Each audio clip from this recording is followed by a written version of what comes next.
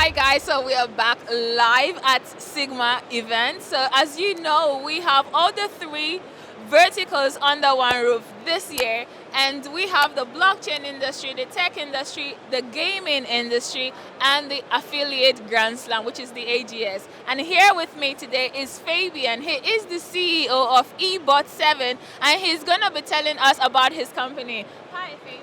Hi, how are you doing? I'm very good, thanks. Perfect. So, can you tell us a little bit about your ebot7 company and what it does? Yeah, of course. So ebot7 automates customer service inquiries with the help of artificial intelligence.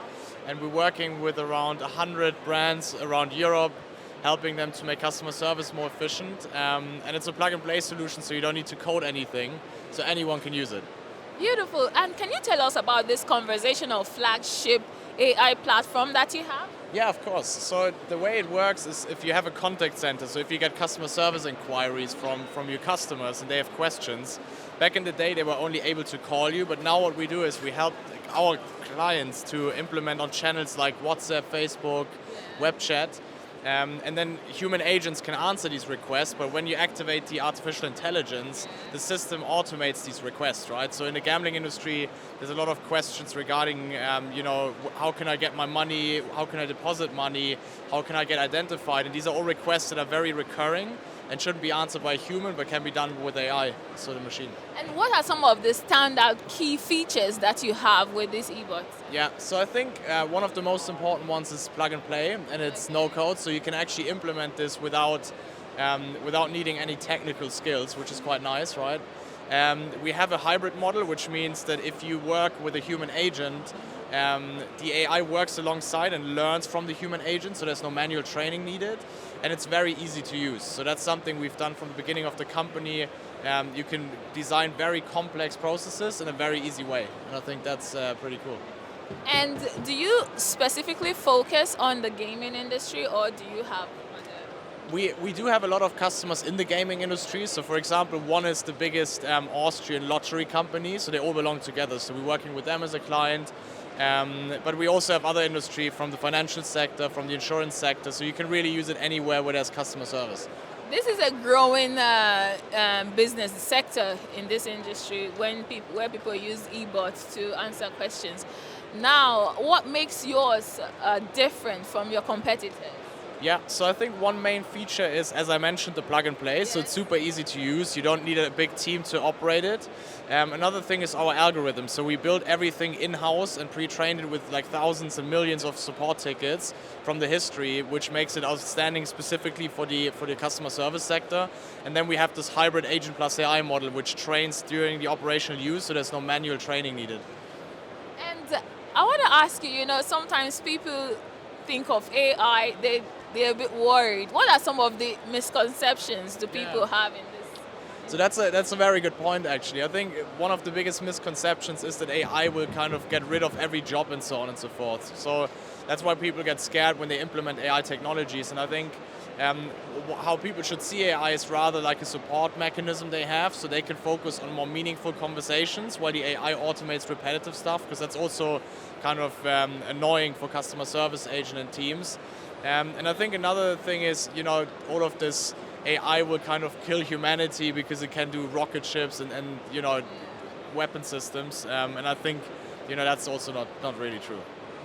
And so, what would you say gaming has a lot of unexplored potential for the implementation of AI solutions? Yeah, so I think in terms of gaming, there's so many requests coming in 24/7, right? So people usually tend to game at times that are after work, which means companies usually offer service during work times because their people are working in the service team. And I think with AI, you get the ability to offer the service 24/7 and on various different channels. So you make it very accessible to the gamer to get answers in real time, which is obviously very good for the customer experience for people gaming. So I think there's a lot of potential still that can be tapped. I agree. What are some of the capabilities and what industry is it best used for this? Do you mean capabilities in terms of the technology? So what are capabilities and what are so in terms of the conversation or the flagship conversational platform that you have? Yeah. In that respect. So is it best used for the gaming? What industry is it best used for? So I think gaming industry is one of the best actually, because there's a lot of traffic coming in on the system. I think that is sure we see this from our clients, and then also very closely linked are like payment providers and financial institutes and so on and so forth. So there's so many requests that AI is just perfectly blended into this. So let me ask you something a bit more personal. Yeah. What are you scared of the most? I don't. It's hard to say. I think it's always scary. Maybe messing up a project or something. That's like scared. No, personal, not your business now. Right. Okay. Yeah. And I mean, in life, I think something very scary currently is climate. I think that's something I'm personally concerned about. And I think there's a lot of good initiatives now coming, but there needs to be done more. That's like one thing I'm scared about. I would say that's like the main thing right now.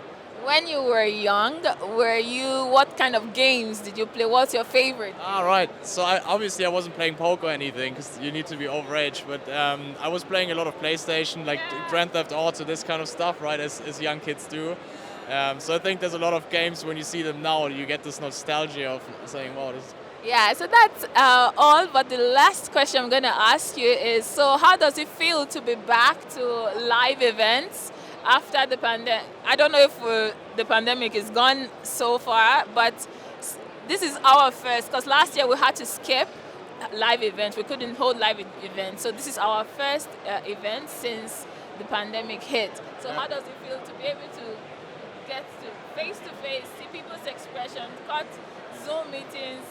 How does it feel to be back live? It's pretty cool. Like I actually told my team that I really missed it, because you do Zoom meetings every day, every night, and you see everyone, but just being at this event and getting this feeling and like vibrant experience again, it's just amazing. And I think this is also why all of us are in business and doing stuff, because we're all humans and we want to meet, right? So it's pretty good, yeah. Hope you do it again next year.